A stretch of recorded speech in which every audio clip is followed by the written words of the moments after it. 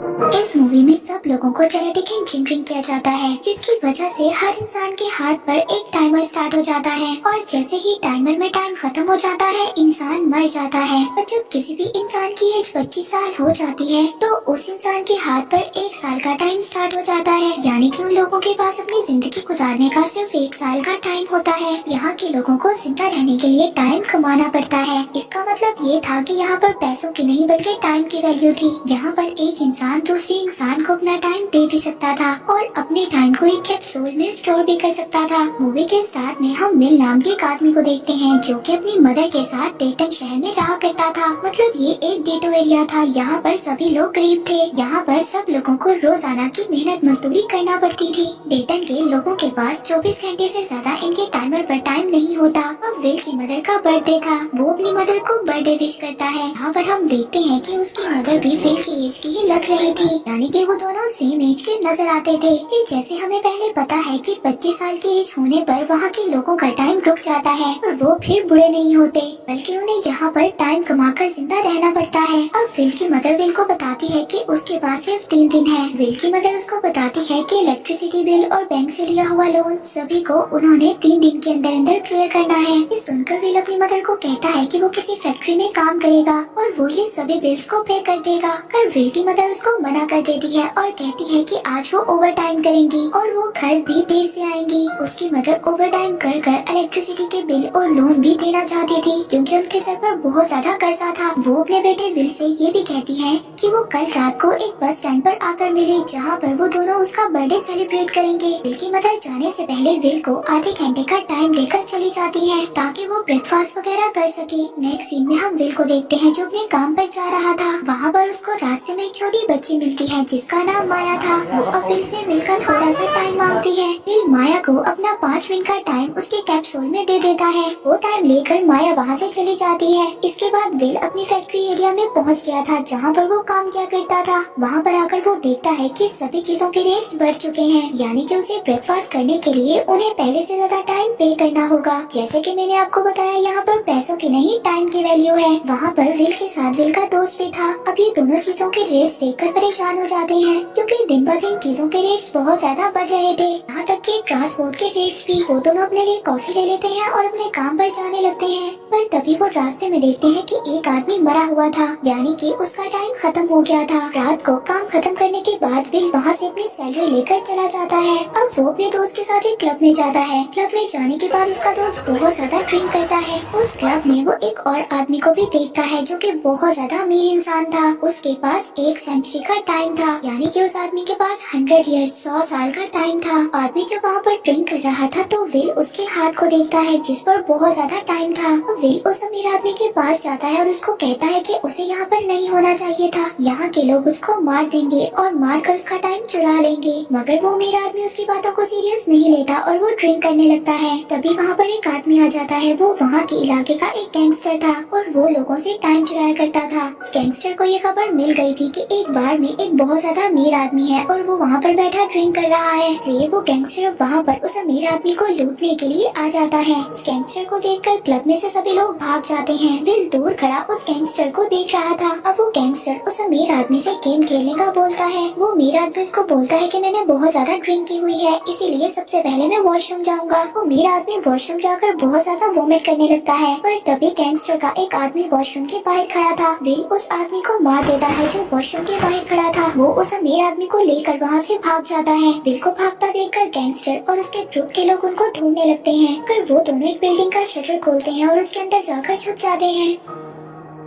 उस बिल्डिंग में छुपकर गैंगस्टर पर नजर रखने लगते हैं। यहाँ पर वो अमीर आदमी विल को अपना नाम बताता है। वो कहता है कि मेरा नाम हेनरी है और मैं न्यू ग्रीनविच का रहने वाला हूँ। उसकी उम्र 105 साल की है। विल हेनरी से पूछता है कि वो इतना सारा टाइम यहाँ पर लेकर क्यों आया है। हेनरी उसको बताता है कि इतना ज्यादा टाइम मेरे लिए मायने नहीं रखता। वो उसको कहता है कि इंसान एक टाइम के बाद हर चीज से उकता जाता है। मैं भी अपनी लाइफ से तंग आ गया हूँ। मैं अब अपनी लाइफ को नहीं जीना चाहता। मैंने अपनी लाइफ में हर चीज की है और अब मुझे अपनी जिंदगी गुजारने हारने की जरूरत नहीं है, मैं जीना नहीं चाहता। हेनरी विल के हाथ को देखता है जिसके पास बहुत कम टाइम था। वो दोनों मिलकर वहाँ पर बहुत ज्यादा ड्रिंक करने लगते हैं। वो दोनों वहाँ पर ड्रिंक करते हुए ही सो जाते हैं। अब सुबह को हेनरी विल को अपना सारा टाइम दे देता है और अपने पास सिर्फ 5 मिनट का टाइम रखता है और वहाँ से चला जाता है। विल जब सोकर उठता है तो वो अपने पास बहुत सारा टाइम देखता है। विल को अपनी बात पता चल जाती है कि उसको ये टाइम हेनरी ने दिया होगा। दूसरी तरफ वहाँ पर हेनरी एक ब्रिज पर चला जाता है और वहाँ पर अपना टाइम खत्म होने का इंतजार करता है। जैसे ही हेनरी के 5 मिनट खत्म हो जाते हैं वो ब्रिज से कूद जाता है और सुसाइड कर लेता है और उसकी डेथ हो जाती है। इसके बाद विल अपने दोस्त के पास जाता है और वहाँ पर जाकर उसको सब कुछ बता देता है। वो अपने दोस्त को बताता है कि हेनरी नाम के आदमी ने मुझे 1 सेंचुरी का टाइम दिया है।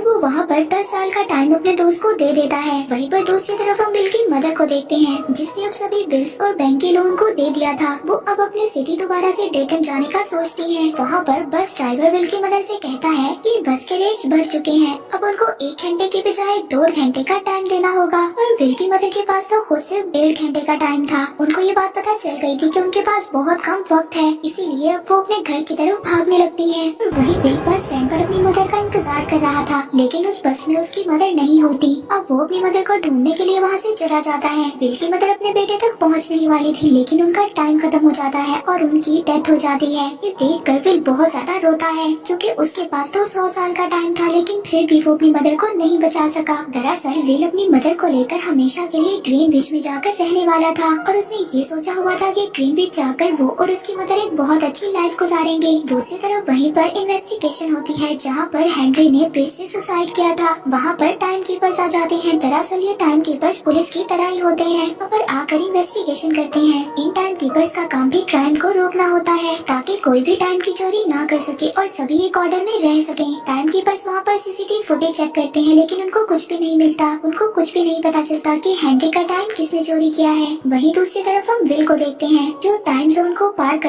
अब ग्रीनविच की तरफ जाने वाला था, जहाँ पर सभी अमीर लोग रहा करते थे। टाइम जोन मतलब सिटी के बॉर्डर्स थे। टाइम कीपर्स को ये बात पता चल जाती है कि विल नाम का एक आदमी बहुत ज्यादा टाइम जोन्स को पार कर ग्रीनविच की तरफ निकल चुका है। टाइम कीपर्स के पास विल की अब एक पिक्चर भी आ जाती है जो कि टाइम जोन के कैमरा में आ गई थी। ग्रीनविच में आकर विल एक बहुत बड़े 5 स्टार होटल में ठहरता है। वहाँ पर रुककर वो खाना खाता है। वहीं पर हम एक लड़की को देखते हैं जिसका नाम सिल्विया था। वो एक बहुत ही ज्यादा अमीर फैमिली से ताल्लुक रखती थी। वो वहाँ पर बैठी लंच कर रही थी। अब विल वहाँ पर वेट्रेस से पूछता है कि यहाँ पर कोई कसिनो है, तो वेट्रेस उसको कसिनो का बता देती है। विल अब कसिनो में पोकर खेलने के लिए आ जाता है। कसिनो में आकर विल एक आदमी से मिलता है। ये लोगों को टाइम लोन दिया करता था और ये इस सिटी का सबसे ज्यादा फेमस और सबसे ज्यादा अमीर आदमी था, यानी कि ये आदमी मॉडल था। विल वहाँ पर जब कुछ लोगों के साथ पोकर खेलता है तो उनकी बाजी 1100 साल तक की हो जाती है। विल इस गेम को जीत जाता है। इसके बाद वो अमीर आदमी विल को अपनी बेटी से भी मिलवाता है। ये वही लड़की सिल्विया थी जो कि रेस्टोरेंट में बैठी लंच कर रही थी। विल को अपने घर पर पार्टी पर इनवाइट करती है। विल पार्टी में जाने के लिए एक शानदार गाड़ी खरीदता है और उसमें बैठकर पार्टी में जाता है क्योंकि विल के पास तो बहुत सारा टाइम था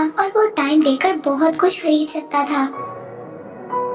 उस सिटी का सबसे ज्यादा फेमस और मशहूर आदमी वहाँ पर उसकी मुलाकात अपनी फैमिली से भी करवाता है। पार्टी में सिल्विया और विल डांस भी करते हैं। ये बात सिल्विया के पेरेंट्स को बिल्कुल भी अच्छी नहीं लगती। वहीं पर दूसरी तरफ टाइम कीपर्स को भी पता चल जाता है कि विल कहाँ पर है। तभी टाइम कीपर्स पार्टी में आ जाते हैं। वो वहाँ पर आकर विल को पकड़ लेते हैं और उससे सारी इन्वेस्टिगेशन करने लगते हैं। टाइम कीपर्स का हेड जिसका नाम रे था वो विल से पूछता है कि इतना ज्यादा टाइम तुम्हारे पास कहाँ से आया। विल उस हेड को सारी कहानी बताता है और कहता है कि एक हेनरी नाम के आदमी ने उसको ये टाइम गिफ्ट दिया है। इस बात पर टाइम कीपर्स के हेड को बिल्कुल भी भरोसा नहीं था। वो विल से वहाँ पर सारा टाइम ले लेता है और विल के पास सिर्फ 2 घंटे का टाइम छोड़ देता है। और तभी वहाँ पर सिल्विया और उसके फादर को भी ये बात पता चल जाती है कि विल एक चोर है और वो एक डेटन नाम की एरिया से आया है। तभी विल वहाँ पर टाइम कीपर्स को मारता है और सिल्विया के ऊपर गन पॉइंट कर उसको वहाँ से कार में लेकर भाग जाता है। टाइम कीपर्स विल का पीछा करते हैं, लेकिन विल उनको डिस्ट्रैक्ट कर वहाँ से भाग जाता है। सिल्विया विल से कहती है कि मुझे तुम पर ट्रस्ट नहीं करना चाहिए था, मुझे अपने फादर की बात माननी चाहिए थी। तभी विल सिल्विया को बताता है कि तुम्हें नहीं पता, डेटन एरिया में जो कि विल का एरिया था वहाँ पर लाखों लोग टाइम की वजह से मर जाते हैं। ये सब कुछ उसके फादर की वजह से होता है जो कि लोगों को इंटरेस्ट पर टाइम देते हैं। पर तभी उनकी गाड़ी के नीचे कुछ आ जाता है जिसकी वजह से उनकी गाड़ी के टायर पंचर हो जाते हैं और उनकी गाड़ी पलट कर गिर जाती है। ये दोनों एक्सीडेंट की वजह से अब बेहोश हो जाते हैं। वहीं पर वही गैंगस्टर आ जाता है है जो विल का पीछा कर रहा था वो वहाँ पर आकर विल के टाइम को चेक करता है, जिसके पास सिर्फ 2 मिनट का टाइम था। के बाद वो सिल्विया के हाथ पर टाइम को चेक करता है जिसके पास बहुत सारा टाइम था। वो गैंगस्टर सिल्विया के टाइम को चुरा लेता है, पर तभी वहाँ पर वो गैंगस्टर जब पुलिस के सायरन की आवाज सुनता है तो वो वहाँ से भाग जाते हैं। अब जब उन दोनों को होश आता है तो सिल्विया अपने टाइम को देखकर बहुत ज्यादा हैरान हो जाती है। अब विल अपने दोस्त के घर जाता है जिसको उसने 10 साल का टाइम दिया था, पर तभी उसकी वाइफ विल को बताती है कि जब तुमने उसको 10 साल का टाइम दिया था तो इसी खुशी की वजह से उसने बहुत ज्यादा शराब पी ली थी और इस वजह से उसकी डेथ हो गई थी। विल को कुछ भी समझ नहीं आ रहा था कि वो क्या करे। तभी विल की नजर सिल्विया के इयररिंग्स पर पड़ती है जिनको वो बेचकर 2 दिन का टाइम ले लेता है। इसके बाद विल सिल्विया को अपने घर ले जाता है। वहाँ पर जाकर सिल्विया बहुत करीब से लोगों की जिंदगी देखती है। वहाँ पर उसको जाकर ये पता चलता है कि कैसे लोगों को डेली जिंदा रहने के लिए कितनी ज्यादा मेहनत करनी पड़ती है। अगले दिन बैंक ओपन हो जाता है, लेकिन सिल्विया के फादर ने बैंक में टाइम जमा नहीं करवाया था। विल सिल्विया के साथ बाहर जा रहा था, पर तभी विल सिल्विया को कहता है कि वो दोबारा घर में जाए। सिल्विया उसको कहती है कि मैं दोबारा घर में नहीं जाऊंगी, हम दोनों मिलकर इस टाइम जोन को बदल सकते हैं। इसकी वजह से बहुत ज्यादा गरीब लोगों का भला होगा। डेटन जैसे पुअर एरियाज में रहते हैं। विल सिल्विया को कहता है कि इन चीजों में बहुत ज्यादा खतरा है और विल सिल्विया को उसके फादर को कॉल करने का भी कहता है। तभी वहाँ पर टाइम कीपर का हेड आ जाता है जिस पर सिल्विया गन से फायर कर देती है। फिर टाइम कीपर के हेड को टाइम दे देता है और वो दोनों वहाँ से उसकी गाड़ी लेकर भाग जाते हैं। सिल्विया विल से पूछती है कि तुमने अपना टाइम उसको क्यों दिया। विल उसको बताता है कि उसके पास टाइम बहुत कम था, जब तक उसके साथी वहाँ पर आते तब तक वो मर चुका होता। दरअसल जो टाइम कीपर का हेड रे था वो अपनी सारी सैलरी एक कैप्सूल में जमा किया करता था और वो खुद सिर्फ 1 दिन का टाइम लेकर ही घूमा करता था। अब नेक्स्ट सीन में हम रे के ऑफिस में सिल्विया के फादर को देखते हैं, जहाँ पर वो रे को रिश्वत दे रहे थे कि वो उसके बेटे को अरेस्ट ना करे, मगर रे कहता है कि जितना बिल जिम्मेदार है उतना ही सिल्विया है और वो उसको बचा नहीं सकता।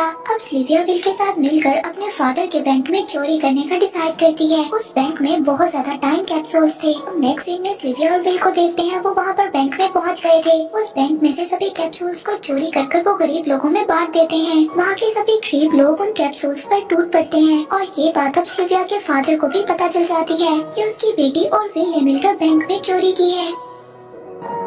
नेक्स्ट डे अब हम सिल्विया और विल को एक होटल रूम में देखते हैं। वहाँ पर रे भी पहुँच चुका था। रे और उसके साथ ही सिल्विया और विल तक पहुँच जाते हैं, मगर सिल्विया और विल विंडो से कूदकर बाहर चले जाते हैं और वो दोनों वहाँ से भाग जाते हैं। रे उन दोनों को भागता हुआ देख लेता है, पर तभी वो दोनों एक बस में सवार होते हैं और वहाँ से भाग जाते हैं। अब आगे विल और सिल्विया एक अच्छे से होटल में रुक जाते हैं। तभी वहाँ पर गैंगस्टर डेटन के लोगों से विल और सिल्विया का पूछ रहा था, क्योंकि विल और सिल्विया पर 10 साल का इनाम था। पर तभी वहाँ पर एक आदमी उस गैंगस्टर को विल का पता बता देता है। अब वो गैंगस्टर अपने साथियों के साथ विल तक पहुंच जाता है। वो वहाँ पर पहुंचकर उनके होटल रूम में आ जाते हैं। वो होटल रूम में आकर विल और सिल्विया को पकड़ लेते हैं। वहाँ पर वो गैंगस्टर विल को हैंड रेसलिंग के लिए बोलता है। तभी विल गैंगस्टर से सारा टाइम ले लेता है। अब गैंगस्टर के पास सिर्फ कुछ ही सेकंड्स का टाइम रह जाता है। विल गैंगस्टर के सभी साथियों को मार देता है और उसके बाद उस गैंगस्टर का भी टाइम खत्म हो जाता है और वो मर जाता है। अब आगे विल और सिल्विया वहाँ से भागने लगते हैं। तभी हम ये भी देखते हैं कि बैंक में टाइम्स का लोन रेट बढ़ चुका है। लोन रेट अब 37% तक बढ़ गया था। विल ये देखकर समझ गया था कि ग्रीनविच के लोग गरीब लोगों में टाइम बांट रहे हैं और वो भी बहुत हाई रेट इंटरेस्ट पर। अब सिल्विया विल से कहती है कि वो उसके फादर के पास जाएंगे और वहाँ से टाइम को चुरा लेंगे और गरीब लोगों में बांट देंगे। यहाँ पर सिल्विया अपने फादर के पास आती है और कहती है कि मैं यहाँ पर खुद को सरेंडर करने आई हूँ। पर तभी विल उसके फादर के पीछे खड़ा था, जो कि उनके गार्ड के रूप में था। विल अब सिल्विया के फादर को गन पॉइंट पर उस जगह पर ले जाता है जहाँ पर उन्होंने टाइम को रखा हुआ था। वहाँ पर उन्होंने एक कैप्सूल रखा हुआ था